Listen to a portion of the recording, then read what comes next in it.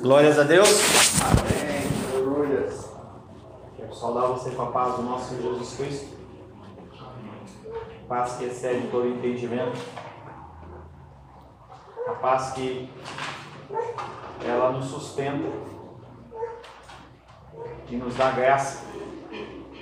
Sem a paz do Senhor, nós caímos e não levantamos mais. As lutas e dificuldades, elas existem, não vão deixar de acontecer porque você é cristão ou não. Essa história de que cristão não padece lutas, dificuldades, isso é uma mentira. Você tem lutas, você tem dificuldades, você tem enfermidades, toda sorte de coisas que assolam as nossas vidas. Continuam assolando, mesmo nós sendo cristãos. E um componente para que nós possamos continuar vivendo é paz. Uma paz que procede do altar do Senhor. Glória a Deus, aleluia. Ontem foi um dia muito alegre, muito importante. Pode deixar. Nós estivemos batizando 5 vidas que estão conosco. Foi um grande privilégio a gente poder estar batizando a minha filha, batizando a B, a Ana, Gabriel e Rafael. É um momento ímpar, é um momento especial em que pessoas elas podem tomar as suas decisões. Nós temos que orar por eles. Nós temos que orar para que o Senhor possa fortalecê-los. Estamos tratando nesse primeiro período sobre um dom de Deus que é tão difícil de ser trabalhado. Nós temos os nossos desejos, as nossas vontades, o nosso querer, e muitas vezes, talvez a grande maioria ou todas as vezes, nós optamos por satisfazer a nossa vontade. É inerente do ser humano. Nós queremos fazer a nossa vontade. Aquele recado básico de sempre, esqueçam a Helena, entendeu? Deixa a Helena, isso aí é um caso do Felipe que ataca. Quando você se dispersa, você perde a oportunidade de aprender do Senhor. Se você quiser ficar uma tarde com a Helena, você solicita Felipe e Rayane. Eles estão precisando sair para namorar, e aí você tem a possibilidade de ficar lá 1 hora, 2 horas, 3 horas com ela. E ela vai chorar, vai fazer cocô, xixi, você tem a oportunidade de dar atenção para ela. Mas agora é um tempo de você estar aqui prestando atenção no Senhor. Deixa ela à vontade, entendeu? Se ela for acontecer alguma coisa e bater a cabeça, você pode se movimentar, mas deixa ela, tá? Deixa ela. Nós estamos tratando esse assunto que é tão difícil para o ser humano, que é o assunto da paciência de Deus. Nós, como filhos, deveríamos ser pacientes como Ele é, mas nós não somos. Nós queremos as coisas do nosso jeito, da nossa forma, da nossa maneira. E quando as coisas acontecem, nós perdemos a paciência. Talvez não seja esse o seu caso, mas a grande maioria dos cristãos tem este problema. Semana passada falamos como que Deus ele se manifesta, como que é a manifestação da paciência de Deus. Nós falamos que quando Deus ele é paciente, Ele está demonstrando ou mostrando a sua demora em mostrar a sua ira. A paciência de Deus é uma forma em que Ele decide retardar a manifestação da sua ira. Uma ira que vai acontecer, não é algo que é passível de não acontecer. A ira do Senhor ela vai se manifestar, independente do tempo que Ele demora para acontecer.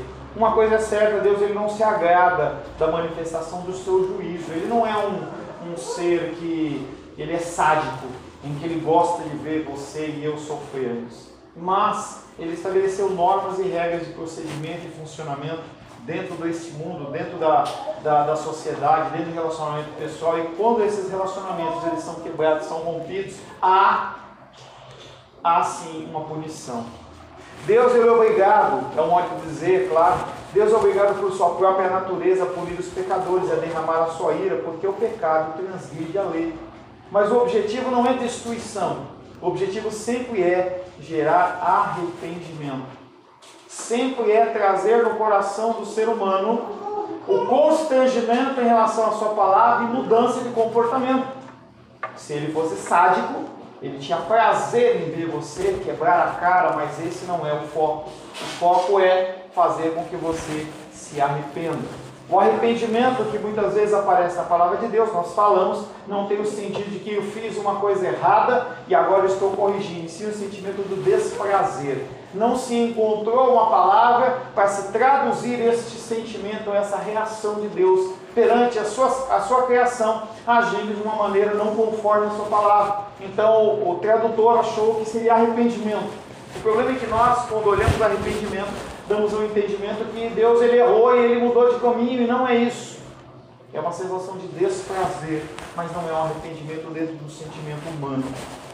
Nós começamos a falar como que ele se manifesta, e falamos que se manifesta pelas constantes advertências. O Senhor ele nos avisa.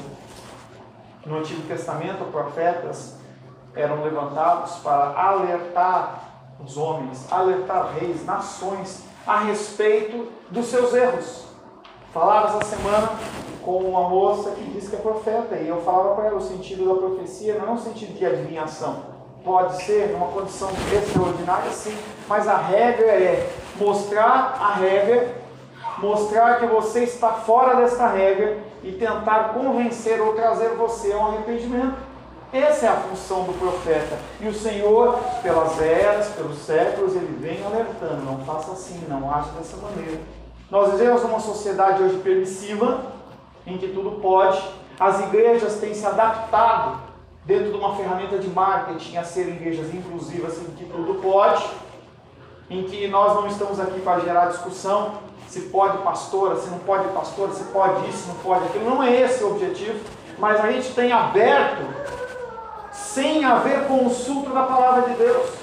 Então uma série de ferramentas têm sido apresentadas aí no mundo em que não passa pelo crivo principal, que é a palavra de Deus.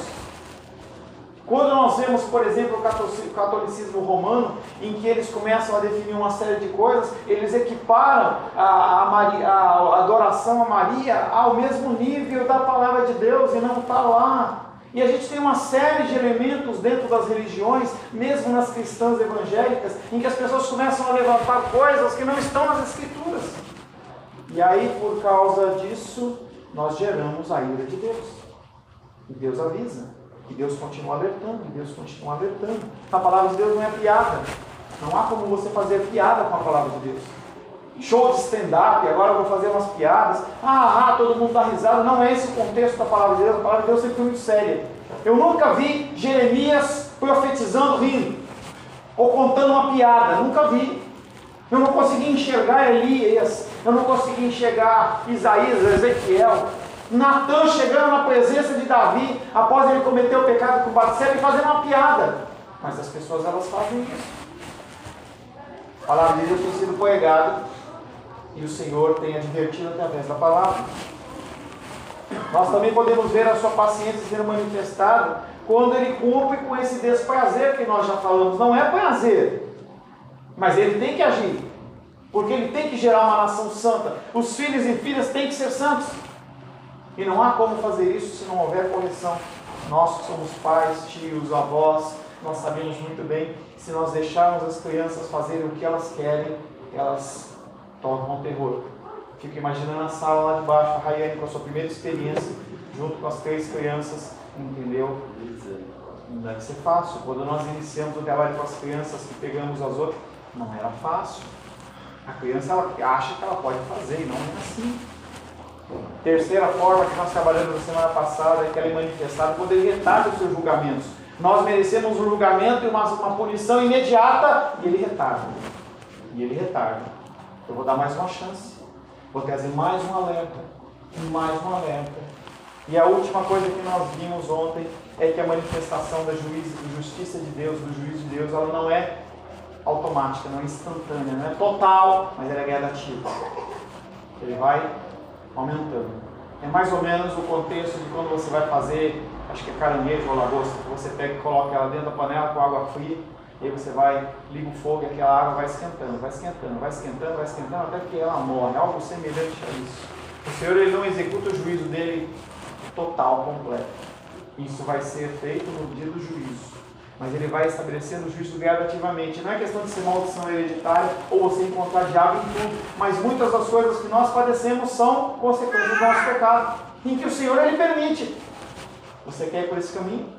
Tem essa consequência. Então eu quero, vai. Exemplo da paciência de Deus dentro das Escrituras. Por muitas vezes, Deus manifestou a sua paciência no trato com os pecadores e continua fazendo isso comigo e com você. Quando a humanidade estava totalmente degenerada, Gênesis 6:3, abra aí por gentileza. Gênesis capítulo 6 em especial. Não é para você ler, não. São histórias longas que você tem a obrigação de lê-las em casa. Em Gênesis capítulo 6, fala sobre todo um processo de destruição de toda a humanidade, de todo ser vivo na face da terra através das águas. Por 120 anos, Noé demorou para construir aquela arca. 120 anos. Mais idoso aqui na igreja, irmão Cláudio, 85 anos, pois eles construíram a arca por 120 anos. A idade do irmão Cláudio foi mais 35 anos. É muito tempo. E a ação de Noé não era simplesmente ficar batendo, colocando prego lá nas madeiras ou fazendo o procedimento que fosse. Não, ele pregava com aquilo. As pessoas elas vinham. Talvez esse tempo demandou tanto tempo porque ele devia parar muito para dar explicação. Em que as pessoas elas perguntavam, mas para que você está fazendo um barco desse aqui? Não há nenhum rio aqui. Olha, o próximo rio deve estar lá no Egito, sei lá. Nem Egito, que Egito? Lá não sei aonde, entendeu? Como é que você vai fazer para carregar esse barco para lá? Chuva? Nunca tinha caído chuva na terra. Nunca tinha caído uma gota de água na terra. A única água que tinha era do orvalho, em que de manhã, na madrugadinha, aquelas plantas elas estavam úmidas, mas não havia a chuva na terra. Primeira vez que choveu na terra, um monte de dilúvio. E aquele homem pregando. Eles mereciam um juízo imediato? Sim. O que Deus faz? 120 anos, uma pregação para que eles pudessem se arrepender. Gênesis 6:3, alguém lê por gentileza? Então disse o Senhor: o meu espírito não agirá para sempre no homem, pois este é carnal, e os seus dias serão 120 anos. 120 anos de pregação, e aí ele coloca um limite na vida humana de 120 anos. 1 Pedro 3:20.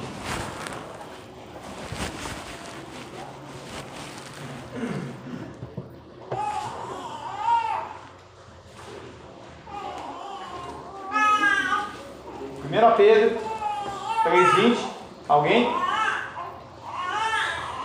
Os quais, no outro tempo, foram desobedientes, quando a longanimidade de Deus aguardava nos dias de Noé, enquanto se preparava a arca, no qual poucos, a saber, 8 pessoas foram salvos através da água. Os quais no outro tempo foram desobedientes quanto à longanimidade de Deus. Deus ele aguardava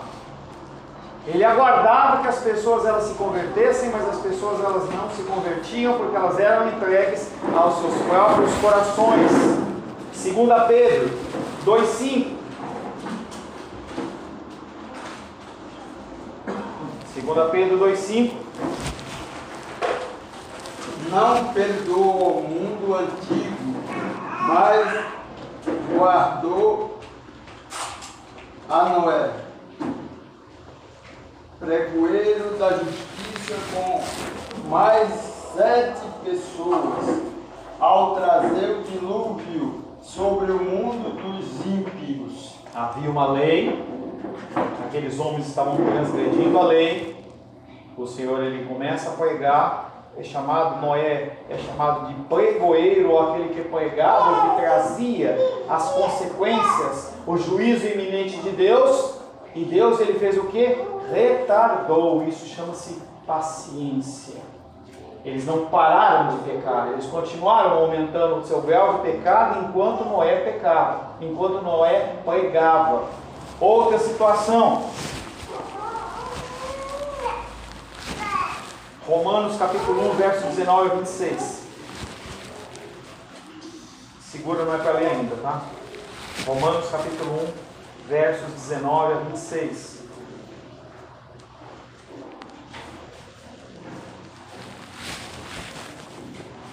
Eu vou ler. Romanos capítulo 1, versos 19 a 26. 18 a 26. A ira de Deus se revela do céu contra toda impiedade e perversão dos homens que detêm a verdade pela injustiça. Porquanto o que de Deus se pode conhecer é manifesto entre eles, porque Deus lhes manifestou. Porque os atributos invisíveis de Deus, assim o seu eterno poder, como também a sua glória, sua própria divindade, claramente se reconhecem, desde o princípio do mundo, sendo percebidos por meio das coisas que foram criadas. Tais homens são, por isso, indesculpáveis. Porquanto, tendo conhecimento de Deus, não o glorificaram como Deus, nem lhe deram graças, antes se tornaram nulos em seu próprio raciocínio, obscurecendo-lhes o coração insensato.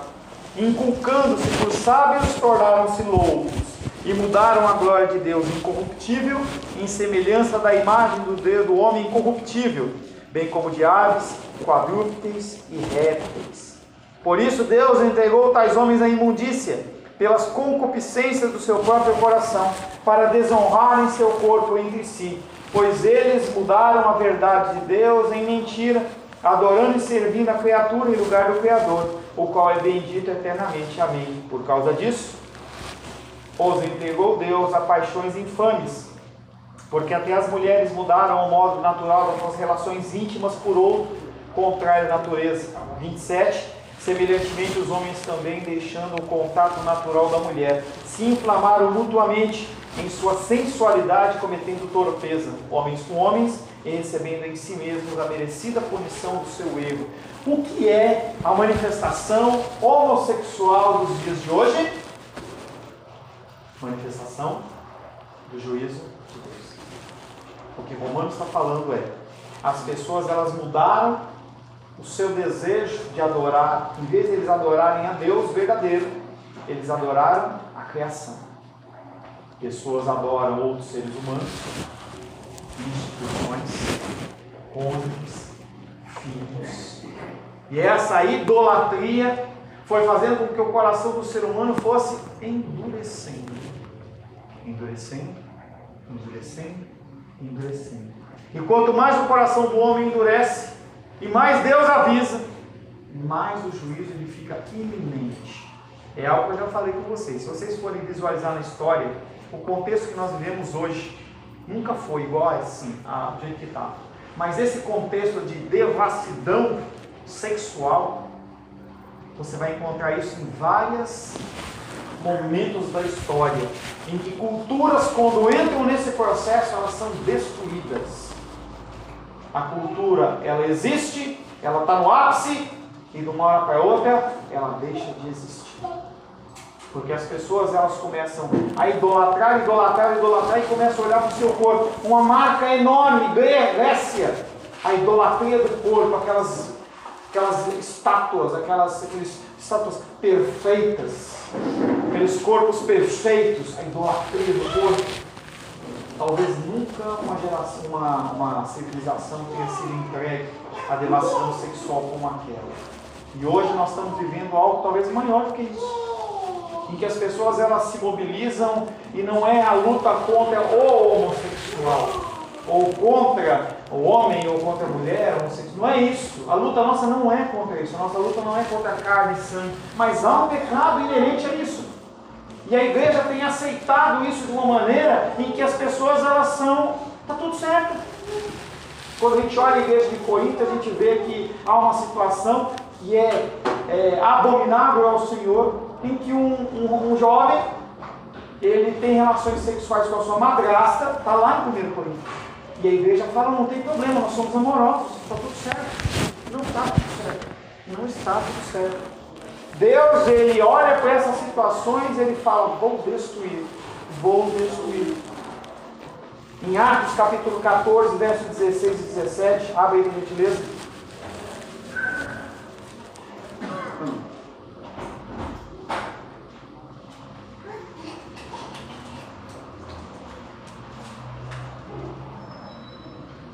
Atos 14, versos 16 e 17. Alguém, por gentileza?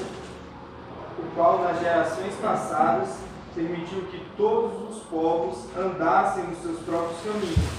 Contudo, não se deixou que ficassem testemunho de si mesmo, fazendo o bem, dando-vos do céu chuvas e estações frutíferas, enchendo o vosso coração de fartura e de alegria. A situação existe de devassidão, a punição de Deus ela existe, ela é real, só que ele retarda e continua abençoando as vidas. Talvez seja uma punição maior, porque quando o ser humano ele recebe o açoite da punição, ele vai pensar se tem alguma coisa errada. Agora, quando a situação está correndo dentro de uma situação normal, apenas eles são entregues aos próprios desejos, às suas próprias vontades. Parece que está tudo certo. E é um contexto que nós pensamos da mesma maneira. A pessoa está bem financeiramente, então Deus está com ela. Será? Atos capítulo 13, verso 18.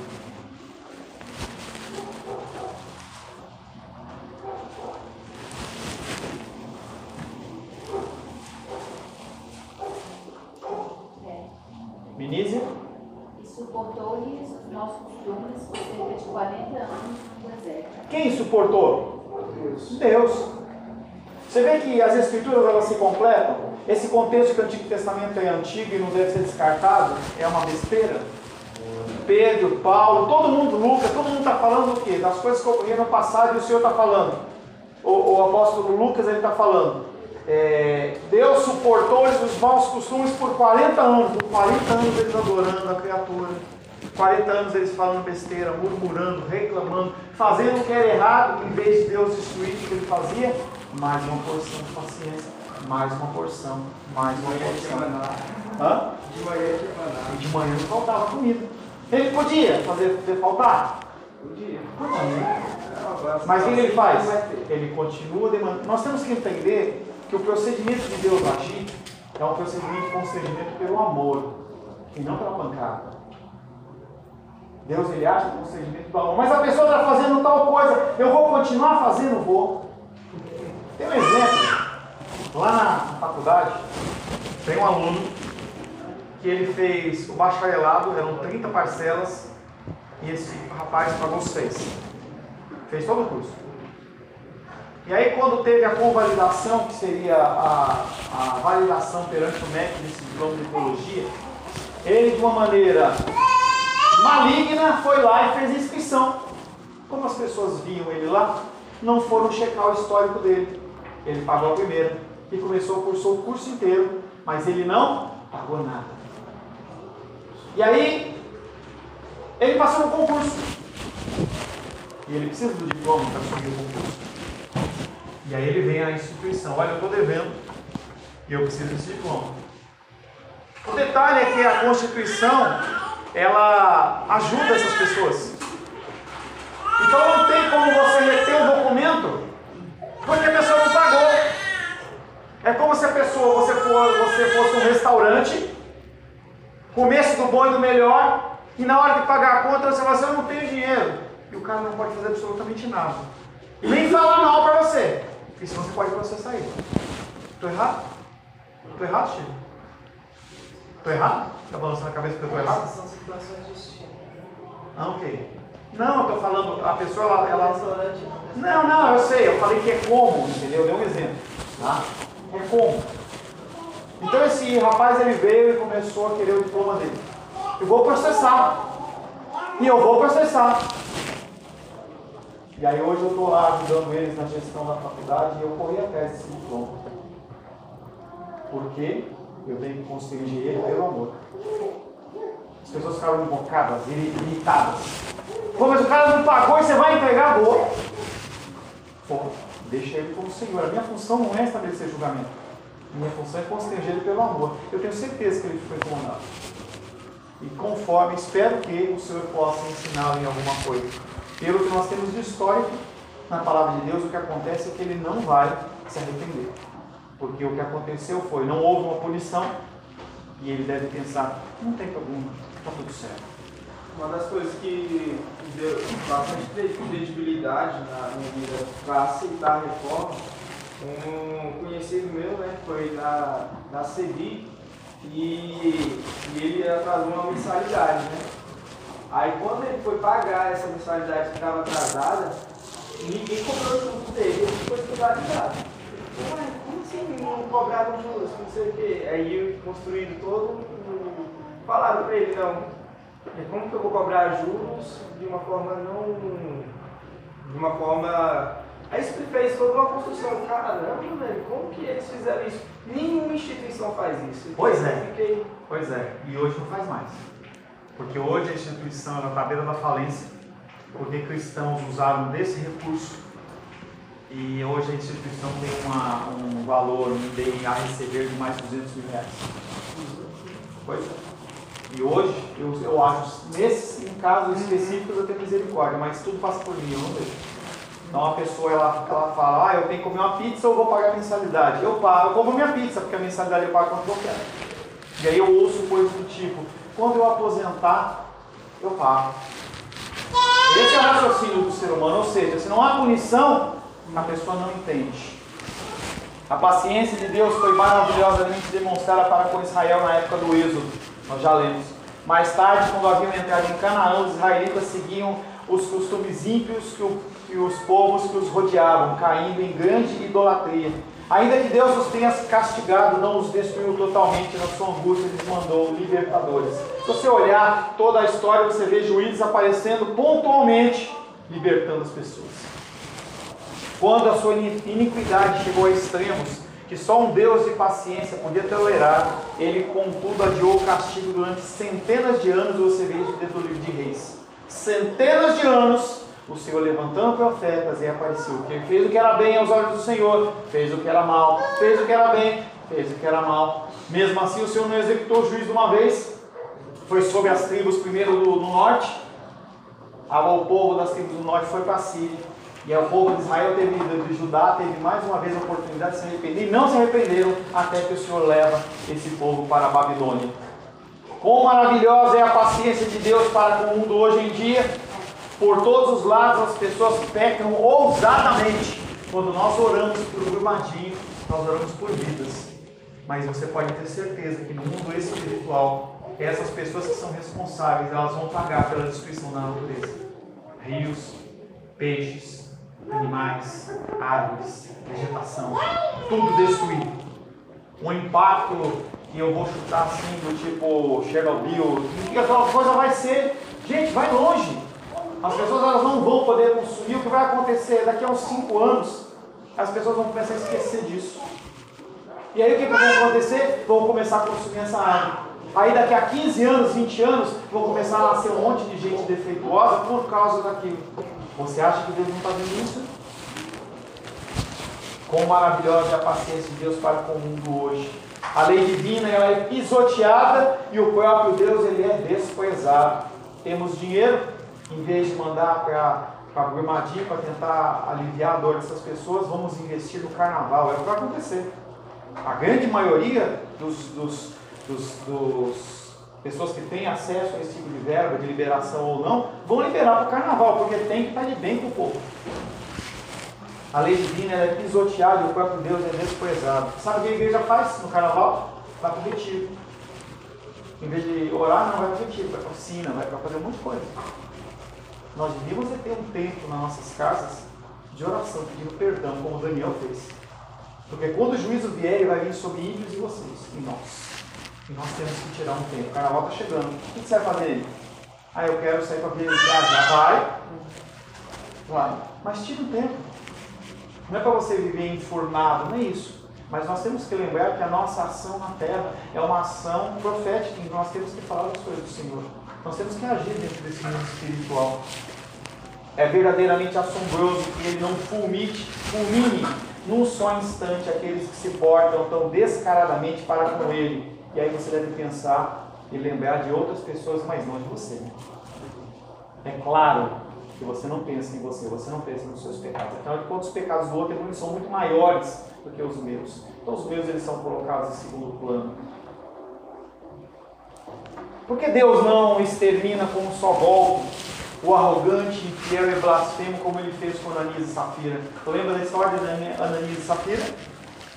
Tempo apostólico, as pessoas estavam com um sentimento ou um pensamento que Jesus Cristo estava iminentemente na volta. E aí as pessoas começaram a pensar da seguinte maneira: se eu tenho 2 carros, para que eu quero um carro? Eu quero ficar com 2, estou vendo um. Se eu tenho 2 terrenos ou 3 terrenos, para que eu quero isso? Jesus está voltando, não tem sentido. O que eu vou fazer? Eu vendo.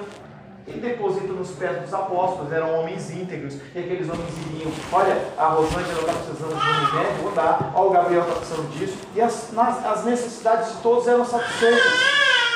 Ananias e Safira olharam para aquilo e falaram assim: agora vamos vender o nosso terreno. Foram lá e venderam o terreno e chegaram e depositaram no pé dos apóstolos.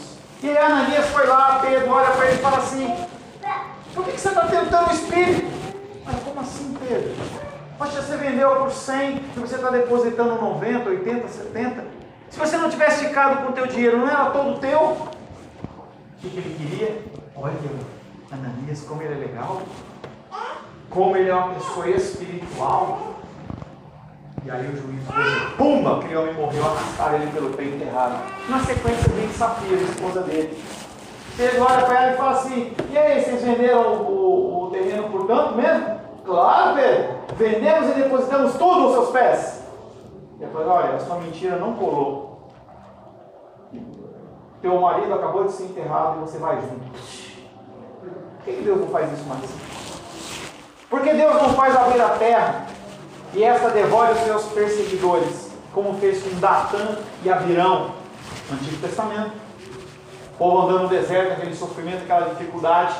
2 homens se levantam e falam assim: Moisés não é líder coisa nenhuma. Vamos fazer uma força-tarefa aqui e vamos levar esse povo de volta para o Egito. Quem sabe Faraó nos aceita e a gente vai voltar a comer aqueles legumes, aqueles melões.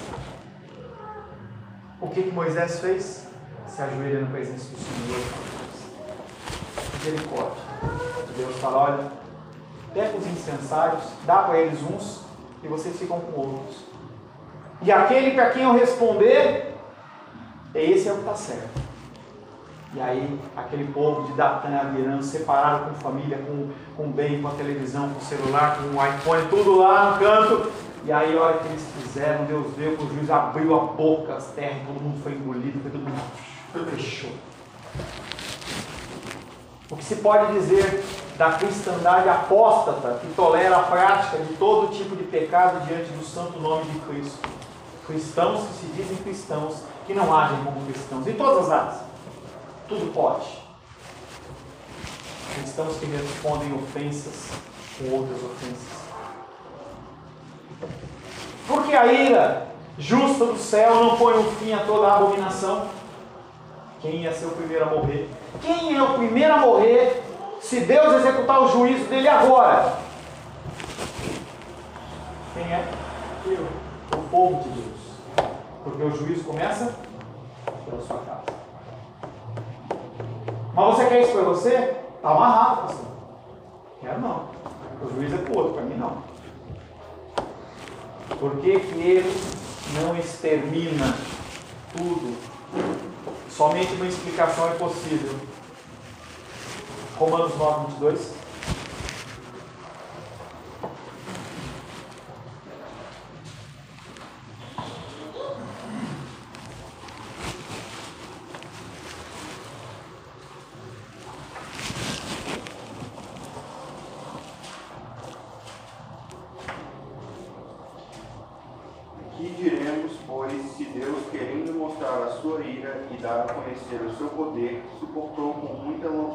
longanimidade, os vasos de ira, preparados para a perdição. Ele não destrói, esse versículo fala do vaso da perdição. Mas ele não destrói para o quê? Para que você se arrependa do seu pecado. E para que aqueles que vão ser executados em juízo, eles amontoem sobre si cada vez mais o juízo do Senhor. Para que quando o juízo do Senhor vier, ninguém possa dizer assim, não, eu sou salvo, eu não fiz isso, eu fiz. Não, não. Ele espera duas motivações. Primeiro, para que você se arrependa. Segundo, para que o juízo dele seja o juízo perfeito. Ninguém possa, no dia do juízo, falar assim, eu não fiz isso. O Senhor vai falar assim, você fez. E eu avisei 1, 2, 3. Vai ser um momento terrível. As pessoas na presença do Senhor. E o Senhor mostrando todas as vezes que a pessoa teve uma chance de se arrepender e não fez. Para nós, momento de amargura também. Quantas vidas vão para o inferno devido à nossa falta de ação, em que nós deixamos de fazer o que tinha que ser feito para nos envolver nas nossas vontades, nos nossos deleites. É justificado, no dia do Senhor não vai ser justificado. Eu deixar de fazer algo que Ele ordena e comissiona. Em tudo isso, nós temos a paciência do Senhor. Uma paciência que é real, uma paciência que, se você está vivo hoje, é porque você tem a oportunidade de se arrepender. Qual que é o viés da esperança para você? Você está vivo. Então há a solução na saída. A palavra de João Batista é: arrependei-vos, porque é chegado o reino de Deus. Arrependa. Invista tempo no estudo das Escrituras. Demande tempo, tire tempo. Não é o tempo que sobra. Não é o tempo que sobra. Invista. Se você tem obrigações em que você é tão fiel, seja fiel a algo que tem a ver com a eternidade. O Senhor, Ele continua falando para você das coisas que você precisa mudar e transformar. Vai gerar conflito no seu coração, com certeza. Mas esse conflito é um conflito benéfico, é um conflito que te tira da zona de conforto. Porque se não há conflito, você acomoda. Você senta na grama e fica. A palavra de Deus traz este incômodo. Trazer você ao arrependimento. Senhor, em nome de Jesus, queremos louvar o seu nome, porque nós temos ainda a oportunidade de mudar. O Senhor tem sido constantemente longânimo para conosco. E nós temos, muitas vezes, não dado atenção às suas ordenanças. E quando algum tipo de juízo vem sobre as nossas vidas, um juízo amoroso do Senhor, nós nos rebelamos, nós achamos ruim, mas é apenas uma demonstração de amor do Senhor. O Espírito Santo de Deus nos constrange à mudança, nos constrange ao arrependimento, nos constrange a um testemunho de vida cristã, para que, quem sabe, o Senhor possa estender a tua graça e a tua misericórdia para aqueles que estão à nossa volta, que verão em nós, Pai, um testemunho vivo de Jesus Cristo. Em nome de Jesus. Amém.